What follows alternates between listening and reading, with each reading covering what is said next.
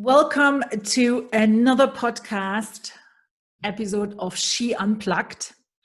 And I have the pleasure of introducing a lady that I met many, many years ago at the WIN conference.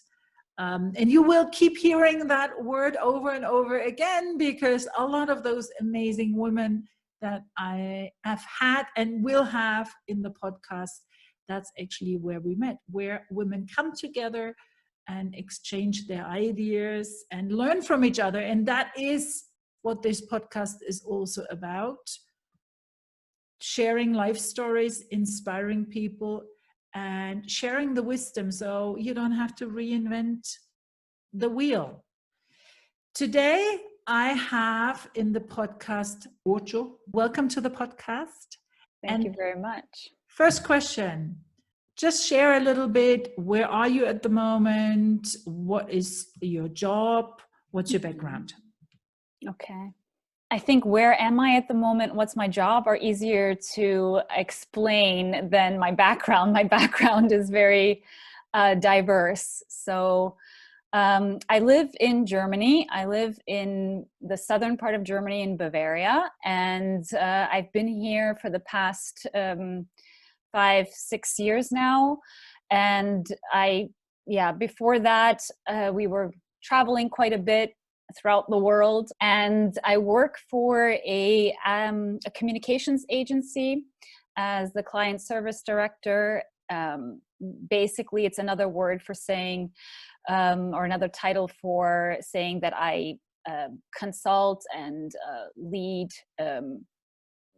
clients through their various communication problems or challenges. And in my background is that, I grew up in the US.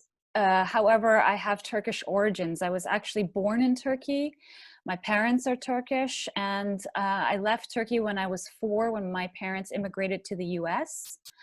And I spent my adolescence all the way up through my college years in the US. I was always very interested in languages, countries, traveling, being international. So I guess it's no big surprise that I ended up in Europe, because I always found the European lifestyle very interesting and close to my heart.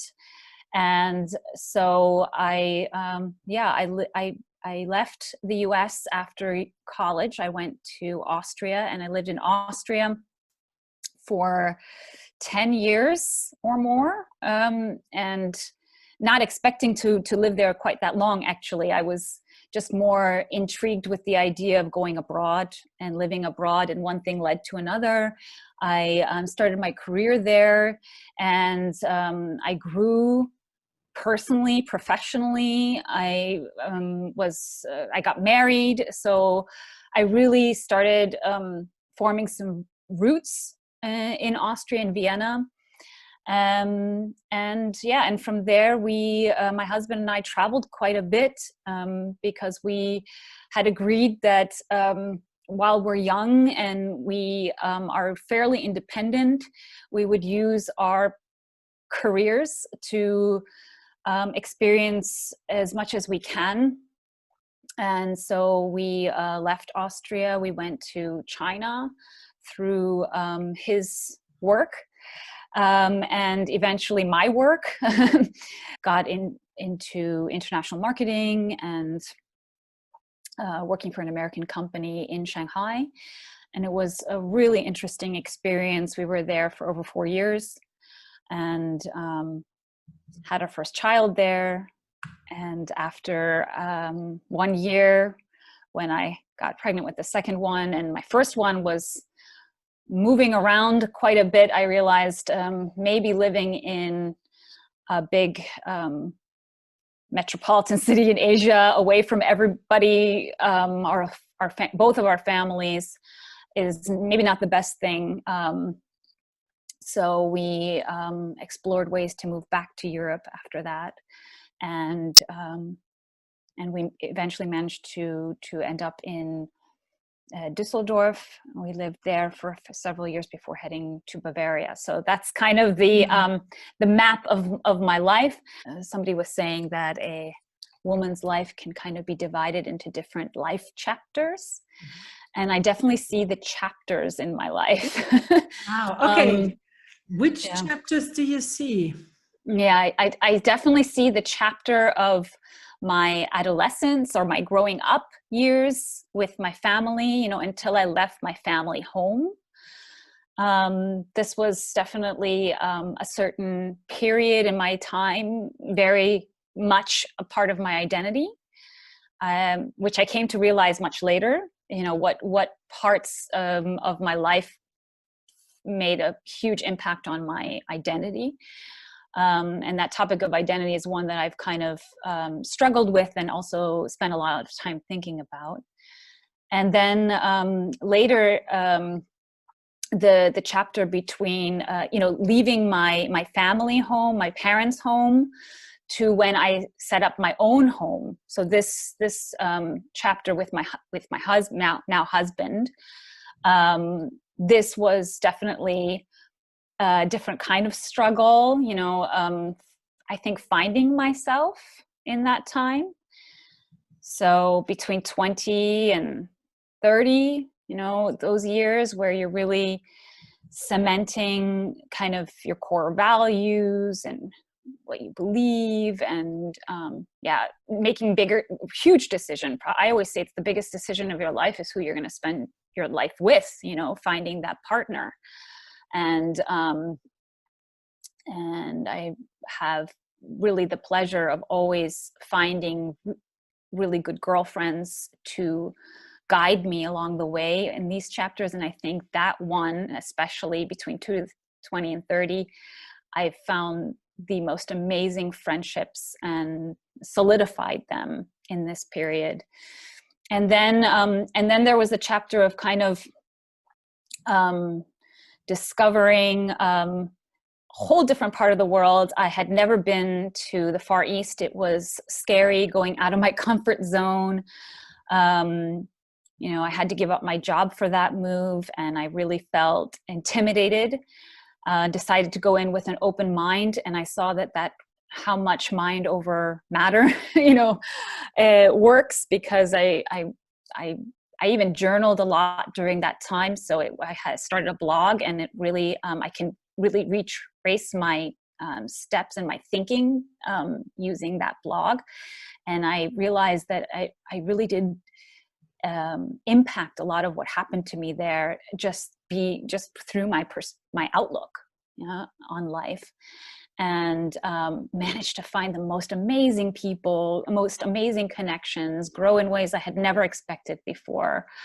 And eventually I had also my first child in China. So my son was born when we were expats in our last year then. And that propelled me into a whole nother realm of who I am in ways that I had no idea. I mean, I had not been exposed to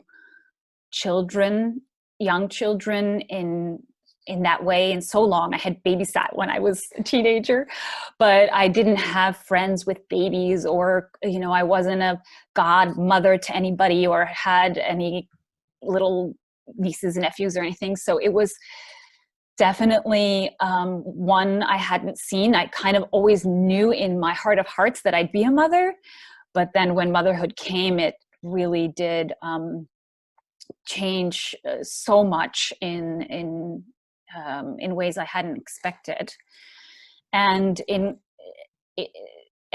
ways that I'm perfectly honest and honest about talking about, because I think it's important that women understand what happens, good and bad.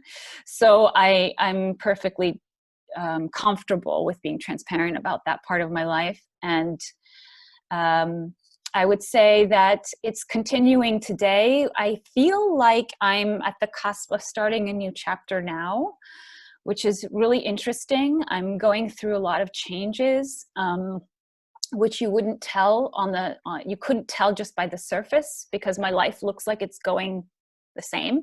I'm still living in Germany. I have the same job that I've had for the last 5 years. My title's not changing. So on the surface, things look like they're just rolling along, but inside I feel different. I feel like I want to grow. I have this really I've had this before, so I know this feeling, this, in English we would say ants in your pants feeling, this kind of urge for motion, for movement. And before it really was a physical movement. I mean, we really moved places or changed locations. Now I'm not changing location. There's not even anything like that on the horizon. But I feel like there's a certain dynamic happening, and can't yet tell in which direction that's going to go. So sometimes that makes me feel a little bit uncertain, just not as secure, but it's also exciting. Mm-hmm. Let me ask you, you describe yourself as a multi. What do you mean by that? Yes, because I think that it's hard to put I think it's hard to put me in a certain box or with a certain label. In German, the Schublade. I go with multi or with multi, I think, because it describes best that this diversity in character, in ethnicity, in language, culture,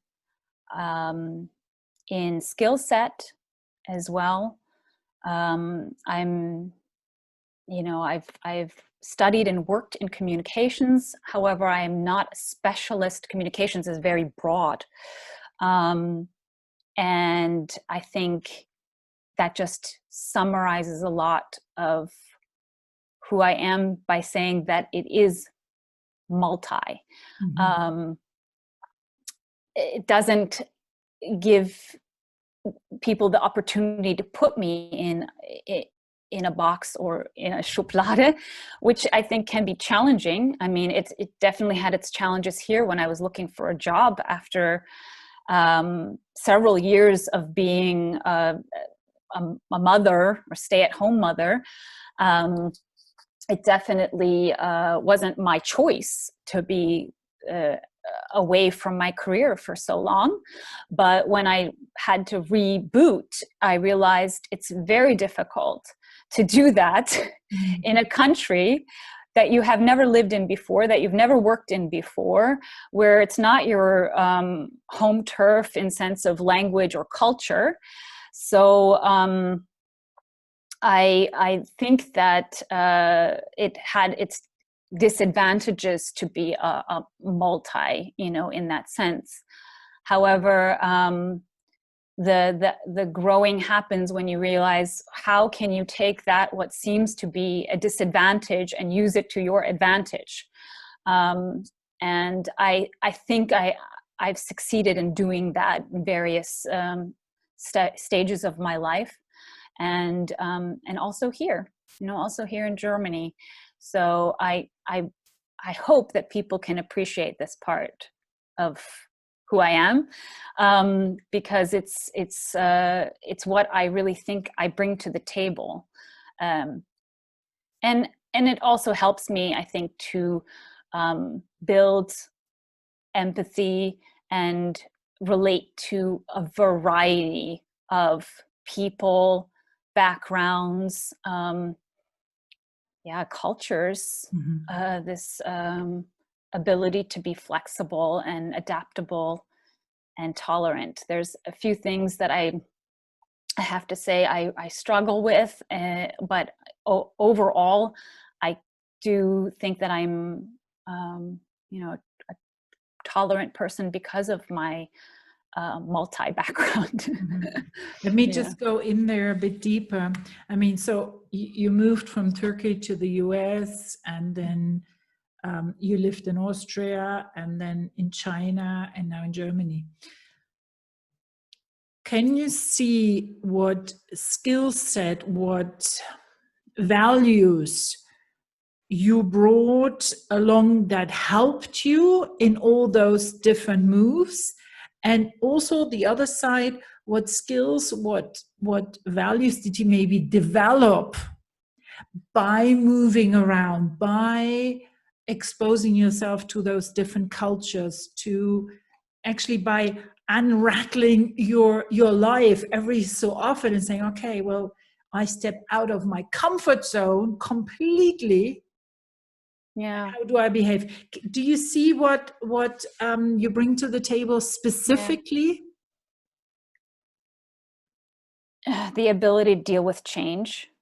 I think that's the main thing. Of course, it wasn't voluntary when I was 4. I was forced into that situation. Looking back now, I realize my parents were multis. No wonder, that they chose to live the migrant lifestyle that they did. They both left their homes, their nests in order to grow. They really did believe that leaving their nest was the way to do that. So they went way out of their comfort zones many times.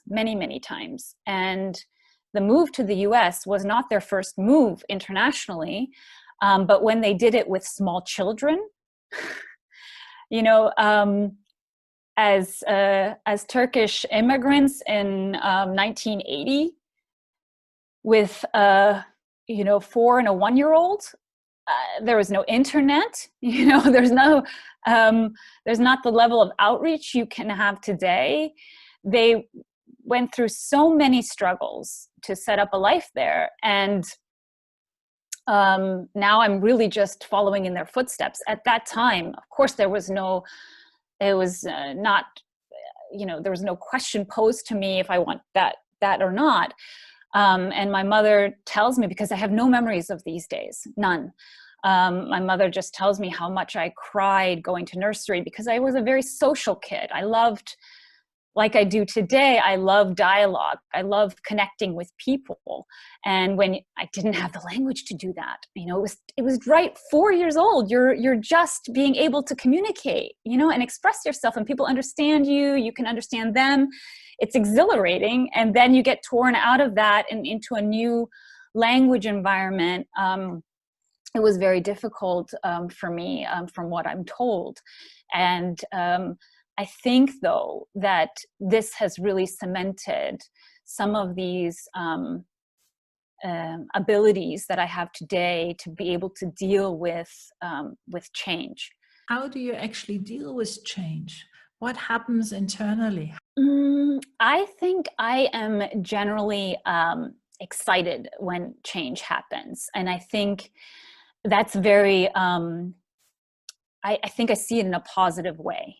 So I think a lot of people may fear change in a way. It's kind of, there's a negative association with it, and I've seen change turn out for me in my past to be positive.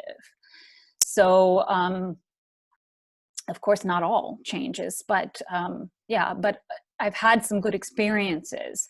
So I think for me, there's really no reason to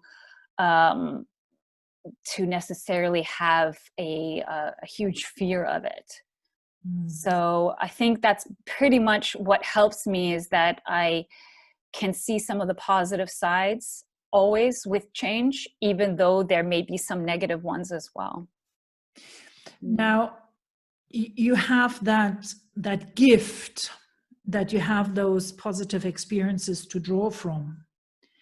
Not everybody has that. What do you think, how could somebody who doesn't have good experiences in their own life learn step by step to see the next change. And we are living through huge change right now. Currently are, yeah. To see something, anything positive in it. I don't know if I'm the one to give that kind of advice, just because I think I've lived a very privileged life up until now.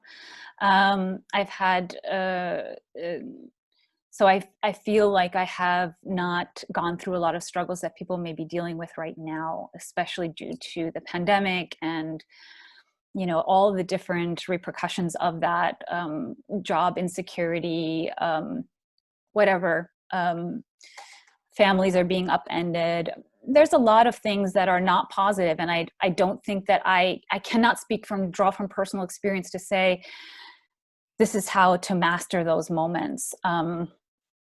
So I feel like I'm not the person to give the best advice on that. I genuinely am grateful for so many things in my life, and I think that one shouldn't be so hard on oneself. Like I really do think that going through the emotions and motions of change, of dealing with change, and all that comes with it, we are humans, and everybody has their coping mechanisms, and it's easy to be hard on oneself in these times, to say, oh, I shouldn't think this way, and maybe I should just see the glass half full, and why can't I pull myself together? I don't think that's fair. Honestly, I think self-care, self-love is pretty much the way to go, because we can only control so much, right? And kind of have to nurture ourselves, and I just feel that this is what's helpful. What's helpful is really to be able to take a step back, be able to distance oneself from the voices, outside voices, inside voices, find some space, and be able to really give back to the soul and the authentic self, you know, to be able to really draw in what gives you power and strength, and find time for those things and find space for those things, because it's not easy. We're very overwhelmed, and I think our day-to-days are very challenging and overwhelming, for some more than others, but everyone has their own challenges, and it never looks as rosy as it does on the outside. It's never that way. Everybody has their demons. Let's put it that way. I think you underestimate your valuable experience there, and the idea or the tip to find that time to look inward, to be kinder to ourselves. Kinder to ourselves. Really, it's the kindness that we show others. Why can't we show that to ourselves? I really like to practice yoga. Not only like it, I need it. I started yoga actually in the middle of writing my PhD. I needed something that took me out of my head. I was so stressed at the end of writing up the PhD. And yoga helped me, because at the time I did Iyengar yoga. So it was hard on the body, and I couldn't think of anything else than that posture and breathing. Yeah.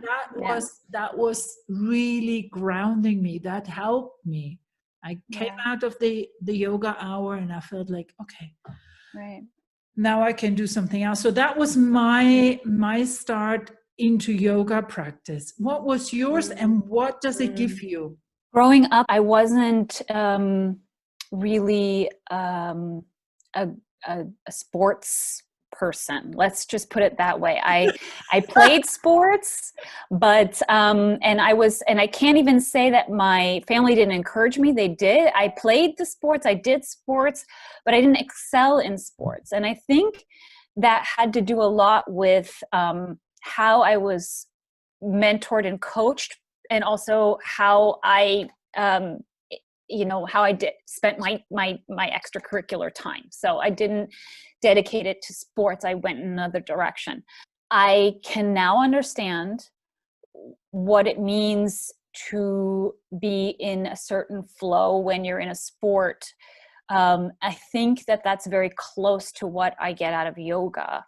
And there's a physical component. And I think with sports, there's obviously huge physical component, but also what it does in creating these these moments where the voices and this constant jibber jabber that goes on in our brains, in our monkey brains, where that gets silenced for a while and at least quieter, and you can create a distance between the voice and who you are truly inside. And I discovered that's what I discovered yoga as a practice during my first pregnancy, and it really helped me to become so much more calm. And I realized this is really interesting. Like, yes, I use the postures and I use the physical elements, but I feel a certain calm from it. And I really thought I was doing something good for my baby too, right? My unborn baby. It was a great feeling. And I continued that after my son's birth, and I just stuck with it. It helped me through times when I also felt on very shaky ground as far as how to cope, with a lot of difficult situations. I moved to a new country. I knew the language, thankfully, but I don't actually know if that was somehow misled me a little bit, because I had lived in Austria before. I thought, Germany, I can handle Germany. I even know German, how hard can this be? And I realized it's a whole nother, it's another ball game. And it's not only the culture, but the culture plus the fact that I was in a different stage of my life as a mother of two young babies. I mean, really, my son was only 20 months old when my daughter was born. So I had two young babies, and I had no network, no safety net as far as family, friends go. So it was a very trying time for me. Physically, I was so exhausted. Mm-hmm. I was so exhausted. I was not sleeping. And really the only thing that was left for me during that time that was mine was yoga. Mm-hmm. And it was, I still tried to carve out a little bit for that, on a weekend or whatever. And eventually I got to the point where I could practice on my own. That was kind of a time when I really learned to cherish the practice of it throughout those years. And it's really just become part of a lifestyle. Something else I find is nice in yoga that I had to learn after years and years, that it is, again, the kindness with myself, that my body is doing certain movements in a different way than maybe the body of the instructor, of the therapist, of the yoga teacher. Yeah. And whereas at the beginning I would thrive, I would push myself to get there. And we are very ambitious yes. creatures, us humans. Well, it's kind of we tend. That's the goal. Let's reach the goal. Yeah, let's have a goal, and that's what it looks like. And people can be very obsessed about the shape. Mm-hmm. And then when they are obsessed about the shape, they're thinking, I can't reach that. I can't be flexible. I can't do yoga because I'm not flexible. I hear that all the time. Mm-hmm. You really can't compare. Mm-hmm. And but we tend to do that, right? I mean, that's our human instinct, is to compare and to say, I can't, so I won't. But it's really a process, just like so many things in life. And I worked against myself. I mean, I really used that against myself with the whole sports thing.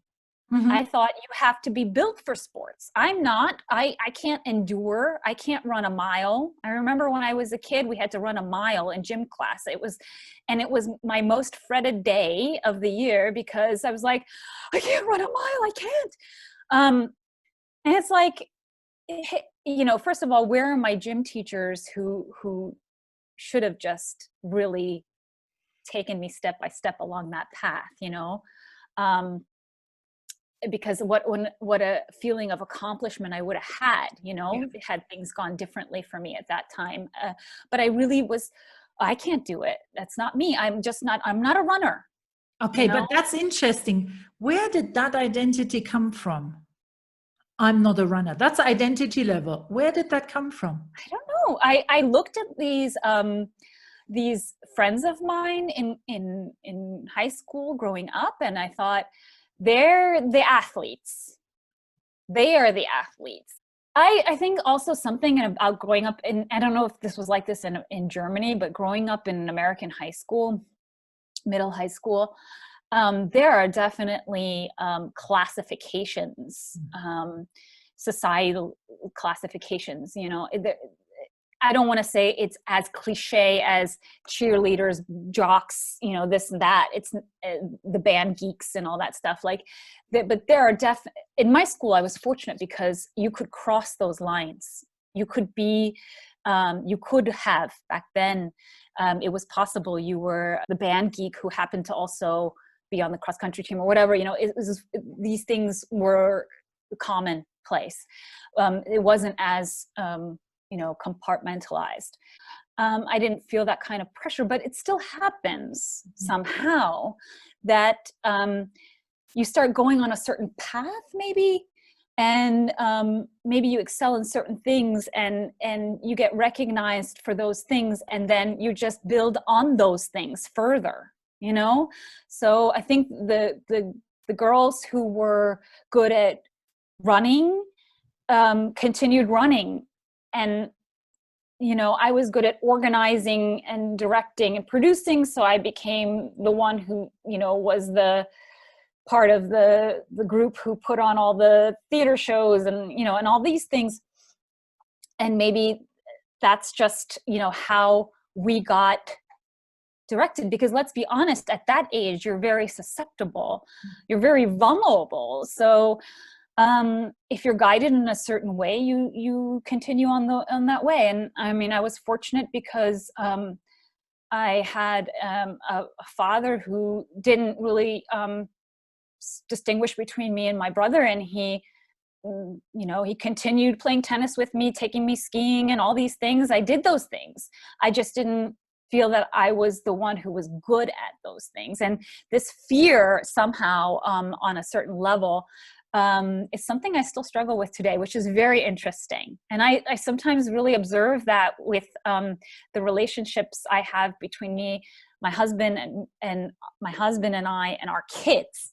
It's so interesting when we take that, when we dissect that a little bit, because I really want to be encouraging my daughter to do all the sports and be not so scared, but I see she has that as well.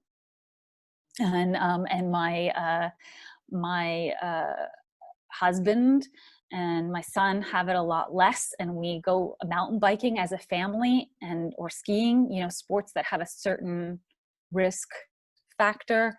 And I really have to challenge myself to not be scared, you know, especially in front of my daughter.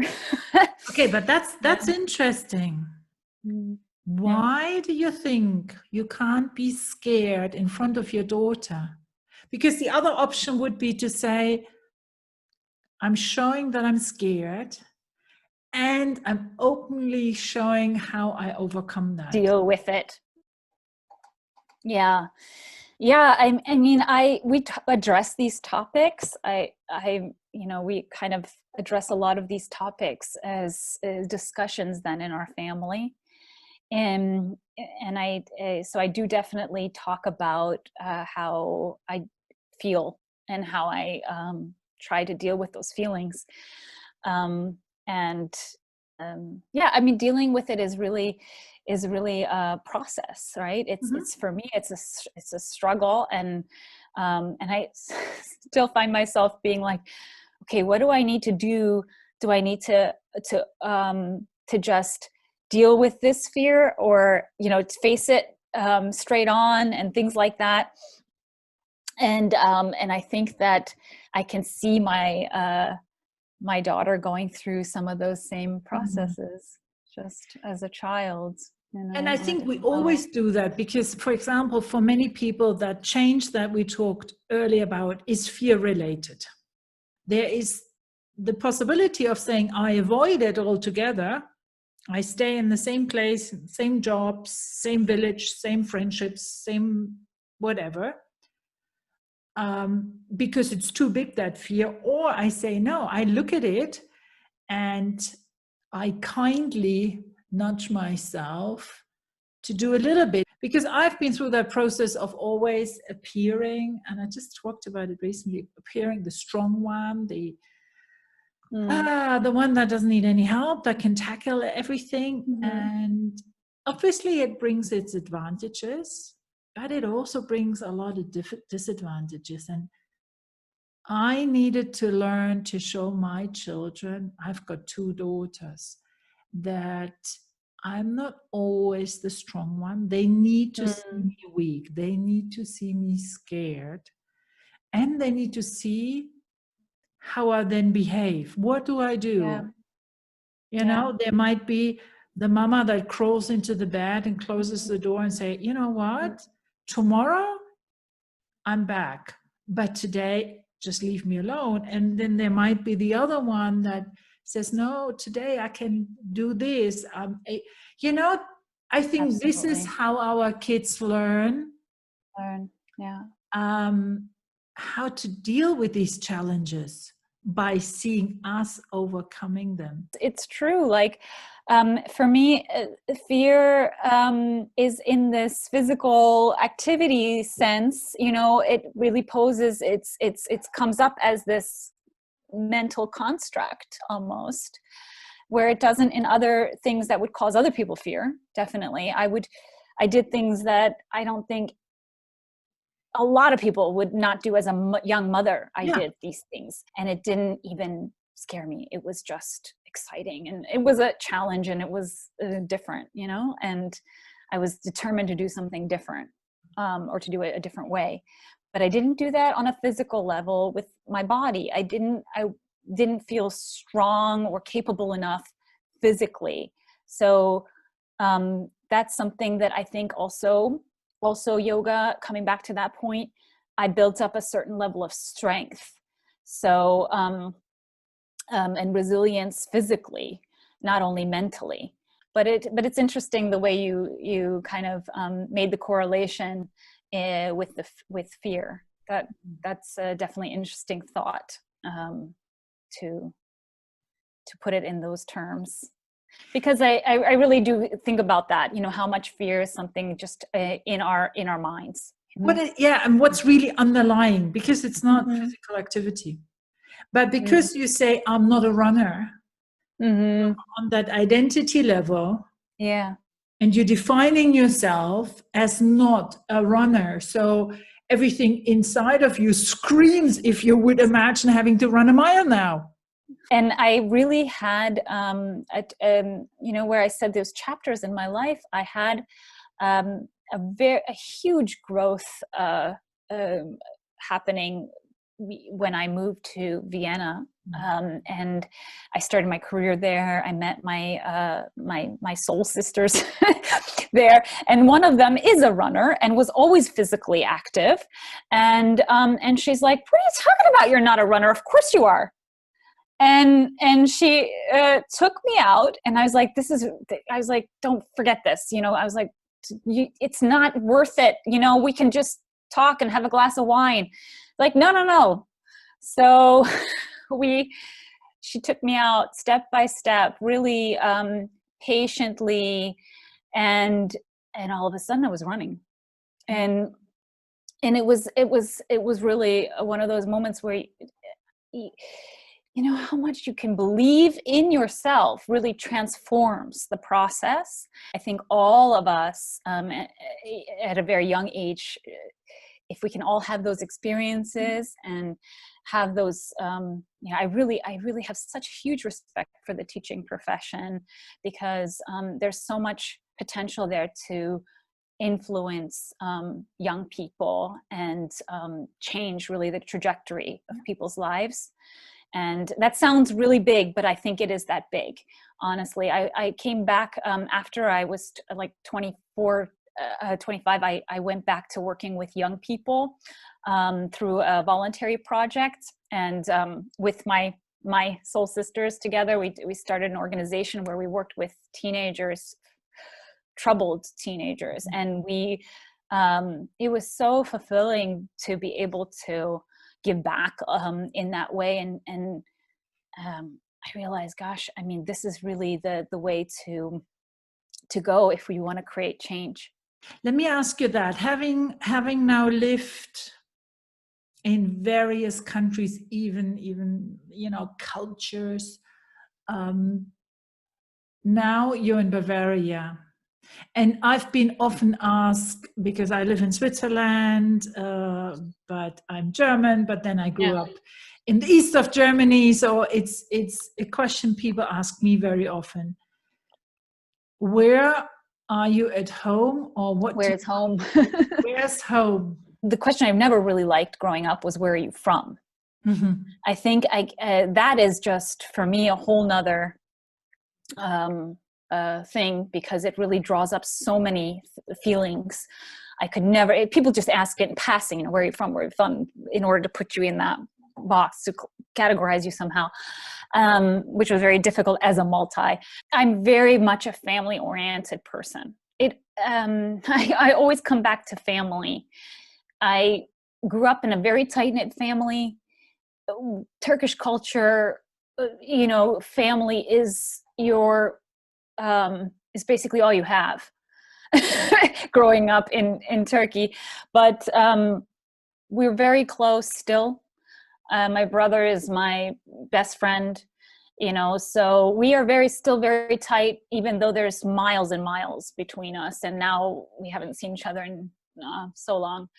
But family for me is where I'm home. And now it's now, of course, my own family that my husband and I have created, and our own home is there. But I think it's still, I'm just a very family oriented person. It comes from a certain amount of tradition, definitely, my culture, and even though those people can drive you crazy.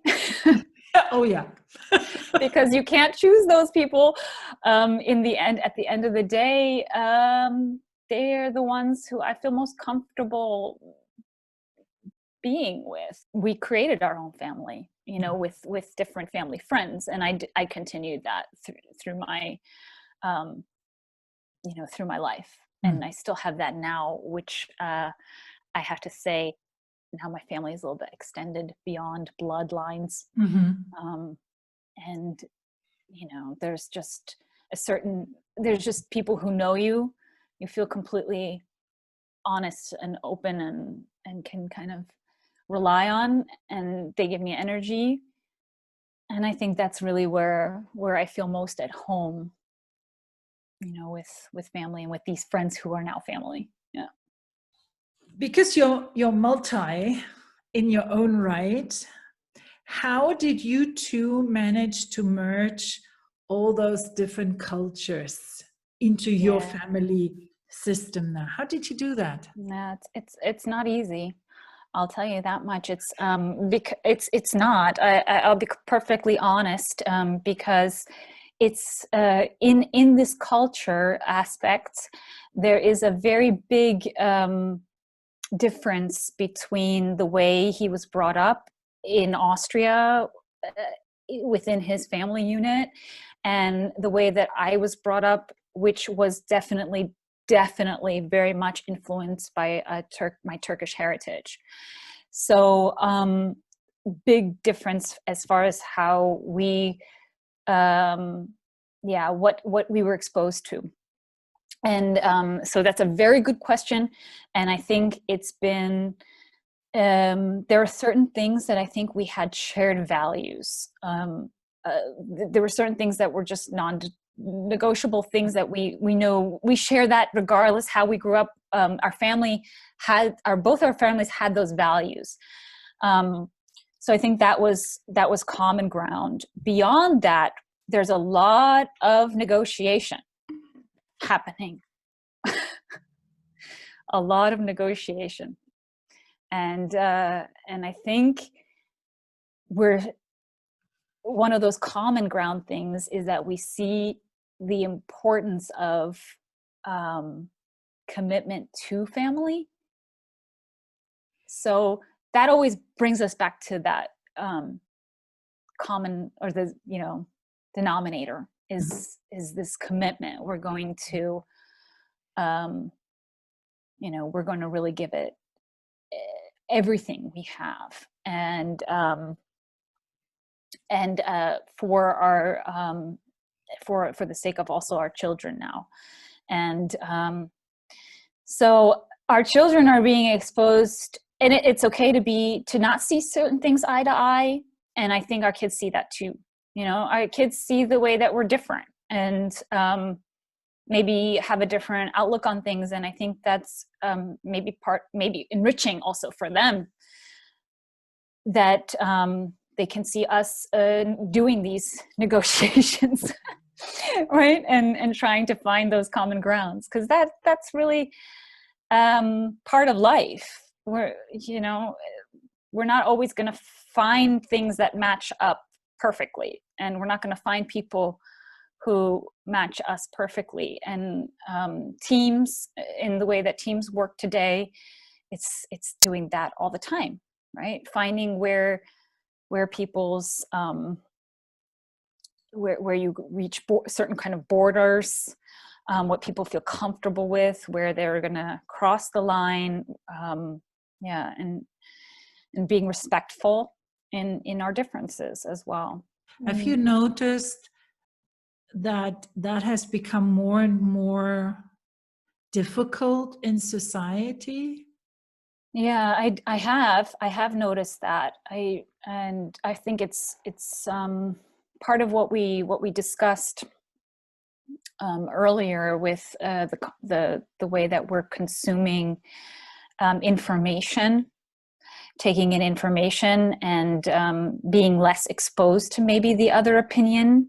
So we've had these negotiations, that we have, or actually finding compromises and stuff. This is maybe not as well practiced, as well honed a skill as we maybe used to have.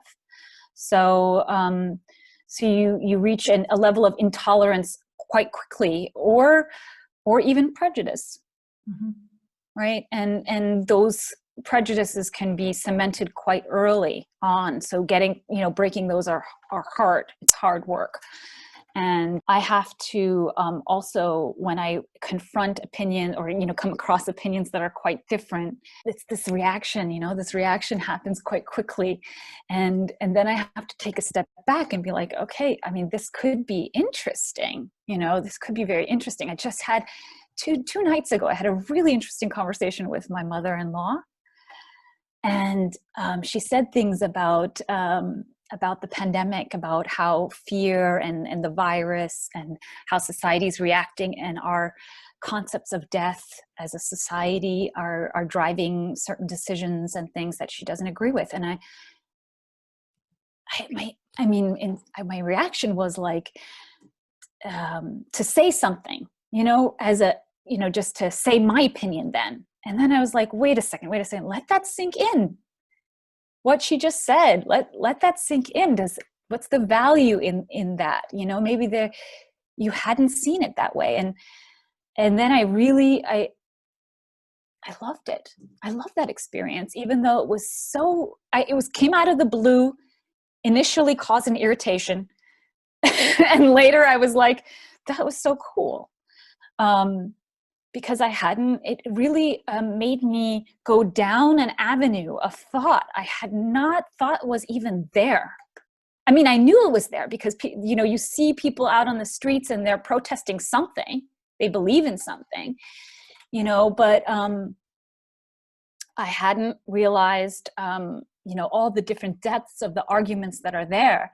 And the more you explore, the more you realize, there's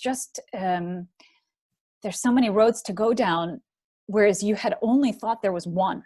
That ability to pause at that moment and not to go into the judgment. The judgment has already happened, but into that argument of trying to convince the other side that they're wrong, but to pause and to let that sink in and to see it as an experience of something.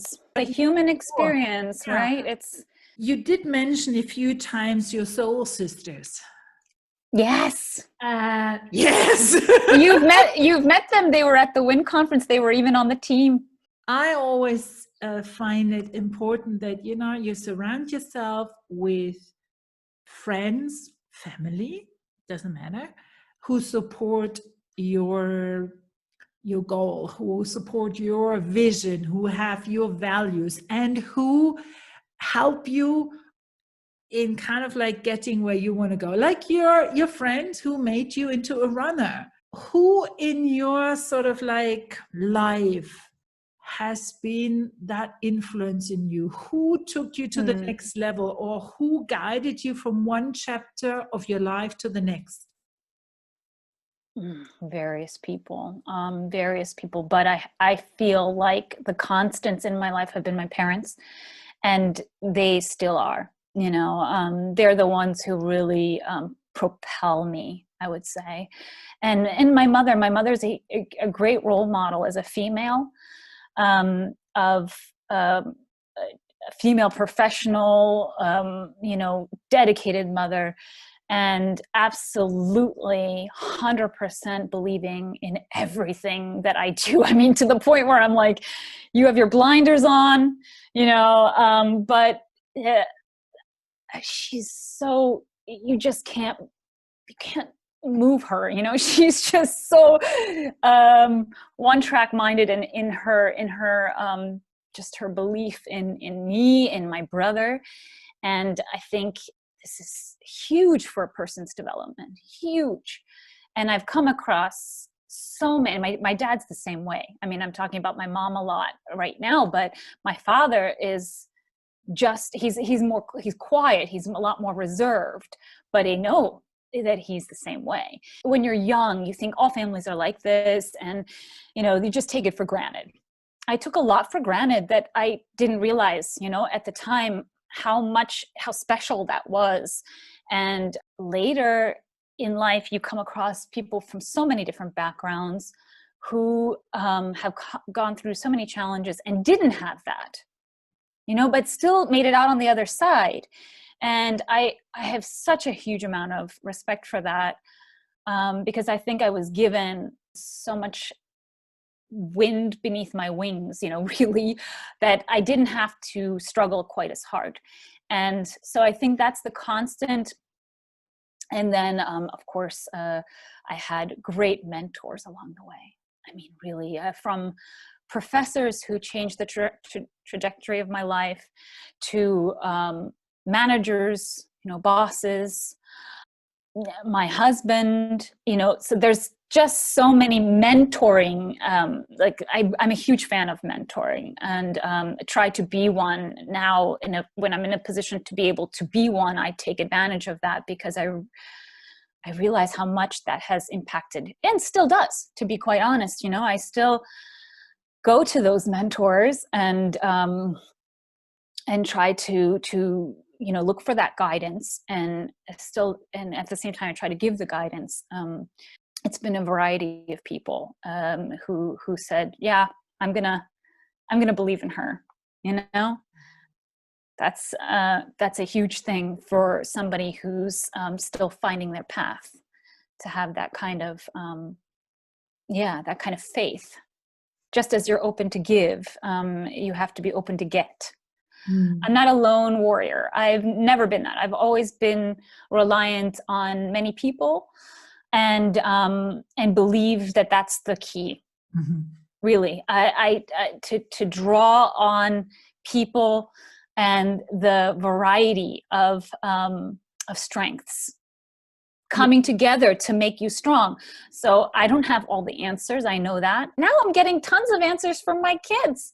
They're 9 and 10, and they're teaching me all kinds of things. Yeah. And I have a young woman who who works on my team. I tell her all the time, I'm like, I'm learning so much from you too. It's not one directional. What is going to be the next step? What is going to be the next chapter? All I can say at this point is that I know I have more to give. I know I have potential, and I really need to find somewhere where I can really let that loose. There's nothing I love more than learning and growing. So it can be in so many different environments. I mean, one of my very close girlfriends who I mentioned, she also said, isn't that what makes it hard, Burcu? That you can do so many things. That's the thing, when you're an all-rounder and you can do a lot of different things, it's very hard to make these decisions. When you come to a turning point, where are you going to, in which direction is it going to go? There can be so many doors you can go through, and then it's hard to pick the right one. Maybe even that is worth thinking about it. Well, why do I actually have to choose one door? Maybe I just break down the whole wall, and then all the doors are open. It's true. And I think it's it's very interesting because I think I reached a certain level where I can tune out somewhat some of the, let's say, the pressures of that come from outside to dictate what your life should be when you're 44. I can see that there is, just like there's a time for a lot of things in our lives, times and periods for doing things. I'm in a time and a period for thinking about this stuff and for making certain changes, if necessary. If not, then not. But that's where I am, and it's okay to kind of try the different doors or break down the wall, whatever it be. That's where I am, and I think it may just be so natural to be in that place right now, and I really feel it's interesting. I have a lot of things pulling in different directions. I think we all do in ways, in certain ways, a lot of responsibility, and I feel incredible amount of burden of responsibility because we're in the sandwich. My mom calls it the sandwich generation. Where you're still, you're taking care of your younger generation, but you also have your older generation there, and I feel sometimes that is what is also pulling, the pulling forces in life, and so maybe just taking a step back and coming into the core again is completely normal, to just be like, okay, what is it, and then go out again into the world. What is the one question you wished I had asked and I didn't? I have so many conversations with young women right around 30, around this age where, it's the topics are, establishing your own family and you're having careers. And I think my message is more about is finding that balance between our wishes as a woman for having a family and the other parts of our identity. And I think this is something that I had mentioned I wasn't prepared for. I have a mother who loved motherhood. I mean, she still loves motherhood, and but she has 2 doctorate degrees, 2 PhDs, but she's just incredibly driven as a professional as well. And I think it should be clear that you cannot have it all. Nobody's having it all. And I think as a society, we need to support a lot more this endeavor, this journey that all of our young women are on. These are such crucial times where we as women, as professionals, are growing into a place of leadership, into wanting more, but we're biologically still bringing the babies to this world and nursing them, and etc. And this is in conflict. And I think that we, how to bring that back together, how to balance those things as employers, as friends, as mothers, as partners. I think it's so important to recognize that each one of us plays a role in this. In her book, Becoming, Michelle Obama talks about this. We talk about how wonderful motherhood is, but it's this give and take always. And I think we just need a little bit more honesty about that. And I think that's something that I would have, that's one thing I would add. I really enjoyed this conversation. The questions you asked are fabulous. They even were thought-provoking for me. I came away with, totally enriched from this conversation. Let me say thank you. Thank you to you, Anya. And we shall see each other again in another episode. Yes, that sounds lovely. I like the sound of that.